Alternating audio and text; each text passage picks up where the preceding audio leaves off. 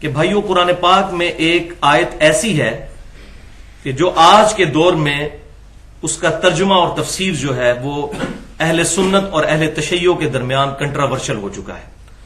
تو میں چاہ رہا ہوں کہ آج حق کو بالکل واضح کر کے لوگوں کے سامنے پیش کروں تاکہ نہ تو اہل سنت دو نمبری کر سکیں اور نہ اہل تشیع. اور وہ ہے سورہ الشورى کی آیت نمبر 23. اعوذ باللہ من الشیطان الرجیم بسم اللہ الرحمن الرحیم. قل لا اسألکم علیہ اجرا الا المودۃ فی القربى.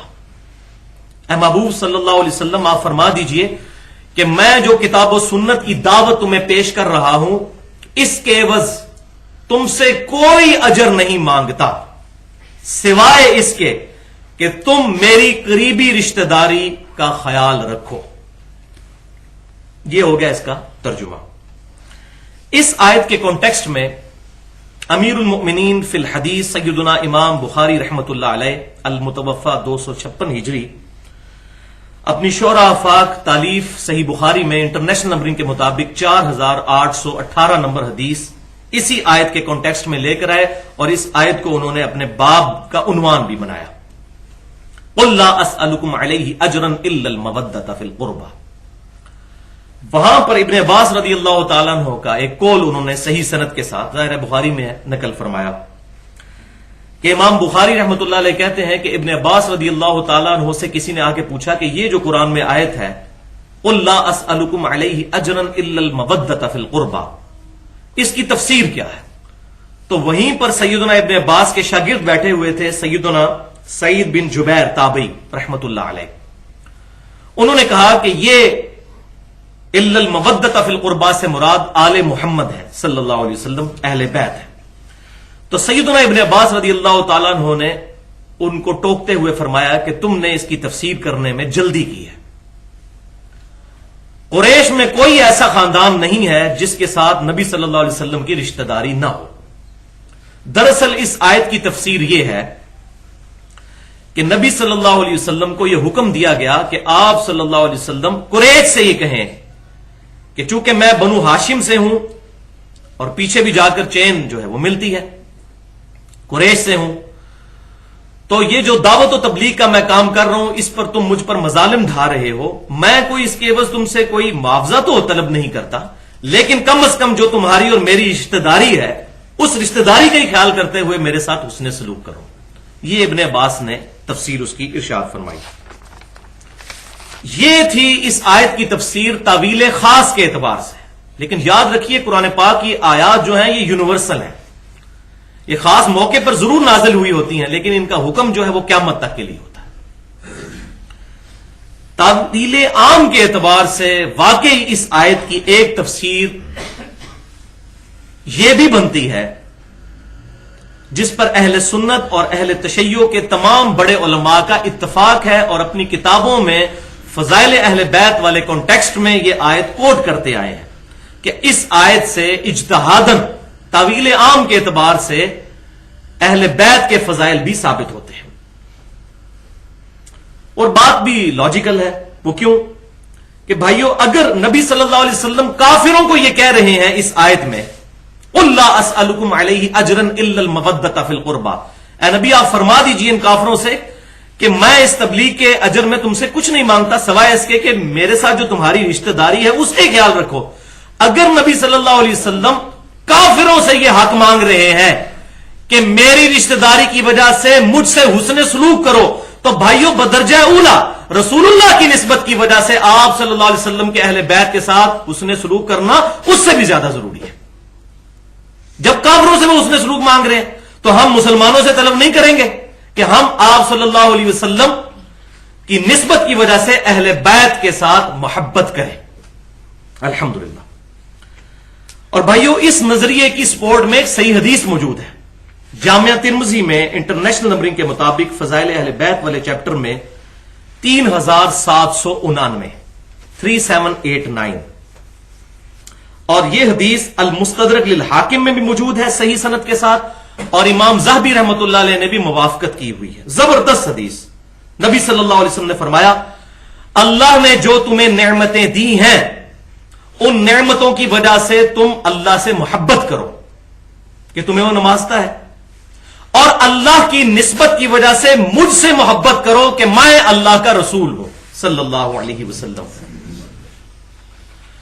اور میری نسبت کی وجہ سے میرے اہل بیت کے ساتھ محبت کرو کہ ان کی نسبت میرے ساتھ ہے۔ تو لہذا اس آیت کی تعویل عام میں یہ حدیث بھی مل گئی الحمدللہ، اور اس حدیث کو مزید تقویت ملتی ہے صحیح بخاری میں سیدنا امیر المؤمنین ابو بکر صدیق رضی اللہ تعالیٰ عنہ کا مبارک قول، صحیح بخاری میں انٹرنیشنل نمبرنگ کے مطابق 3751، اور امام بخاری کا ویژن دیکھیں کہ اس حدیث کو سیدنا حسن اور حسین کے چیپٹر میں لے کے آئے، ان کے فضائل والے، سیدنا ابو بکر صدیق کے قول کو، حدیث موقوف ظاہر صحابی کا قول۔ سیدنا ابو بکر نے فرمایا محمد صلی اللہ علیہ وسلم کی محبت کو محمد صلی اللہ علیہ وسلم کے اہل بیت کی محبت میں تلاش کرو۔ الحمدللہ، ان سے بڑا کس کا فتویٰ ہو سکتا ہے؟ اس آیت کی یہ تفسیر بھی طویل عام کے اعتبار سے یہ صحیح بخاری والی روایت اس کو سپورٹ کر رہی ہے، الحمدللہ ثم الحمدللہ۔ تو نبی صلی اللہ علیہ وسلم کی محبت تو ہمارے ایمان کا حصہ ہے۔ صحیح بخاری اور مسلم کی متفق علیہ حدیث ہے کتاب الایمان چیپٹر میں، تم میں سے کوئی بھی اس وقت تک مؤمن ہی نہیں ہو سکتا جب تک کہ میں اسے اس کے ماں باپ اولاد سب لوگوں سے بڑھ کر عزیز نہ ہو جاؤں۔ اور سیدنا ابو بکر صدیق صحیح بخاری میں روایت ہم نے سن لی، انہوں نے کہا کہ نبی صلی اللہ علیہ وسلم کی محبت کو اہل بیت کی محبت میں تلاش کرو۔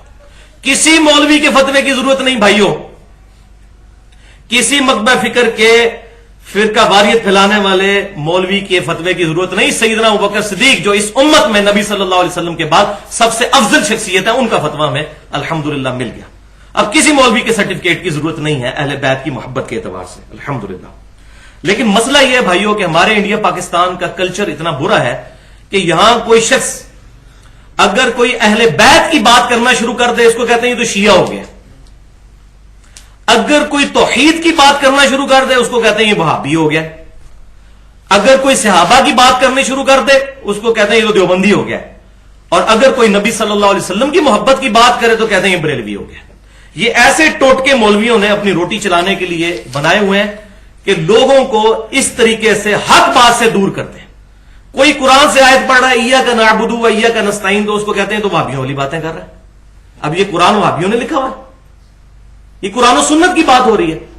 اسی طریقے سے اگر میں بخاری مسلم سے فضائل اہل بیت پر اور بنو امیہ کی جو ظالم حکومت ہے اس کے اوپر بات کرتا ہوں تو پہلے بخاری مسلم کا رد کریں، میں اپنی طرف سے یہ باتیں کر رہا ہوں، معاذ اللہ استغفر اللہ۔ تو اس ایشو کو کل کرنے کے لیے اس امت میں اہل سنت کے بہت بڑے امام امام محمد بن ادریس شافعی رحمت اللہ علیہ المتوفى 204 ہجری، جو امام اہل سنت امام احمد بن حنبل المتوفى 241 ہجری ان کے بھی استاد ہیں، ان کے عربی کے شعر اس سارے ایشو کو کل کر دیتے ہیں، جو صحیح سند کے ساتھ تمام اسماء و رجال کی کتابوں میں موجود ہے۔ بلکہ امام ابن تیمیہ رحمت اللہ علیہ المتوفى 728 ہجری ان کے شاگرد خاص حافظ ذہبی رحمت اللہ علیہ المتوفى 748 ہجری، انہوں نے اپنی تاریخ الاسلام میں ان اشعار کو نقل کیا ہے۔ ان اشعار کا ترجمہ کچھ یوں ہے، عربی کے اشعار، کہ اگر اہل بیت کی محبت کا نام رافضی ہونا ہے تو دنیا میرے رافضی ہونے پر گواہ ہو جائے۔ امام شافعی کہتے ہیں میں رافضی ہوں۔ اس کو پھر میں نے ایڈ کیا ہے کہ امام شافعی اگر آج زندہ ہوتے تو میں ان کو کہتا کہ شیخ صاحب اس میں یہ بھی میری طرف سے جملے ایڈ کر لیں کہ اگر نبی صلی اللہ علیہ وسلم کی محبت کا نام بریلوی ہونا ہے تو میں بریلوی ہوں، اگر صحابہ کرام علیہم رضوان کی عقیدت کا نام دیوبندی ہونا ہے تو میں دیوبندی ہوں، اور اگر کتاب و سنت کے منہج کو سلف صالحین کے فہم کے مطابق سمجھنا اور اس میں پھر کسی کی پرواہ نہ کرنا، اللہ اور اس کے رسول کو فائنل اتھارٹی ماننے کا نام سلفیت یا اہل حدیث ہونا ہے تو میں اہل حدیث ہوں، الحمدللہ۔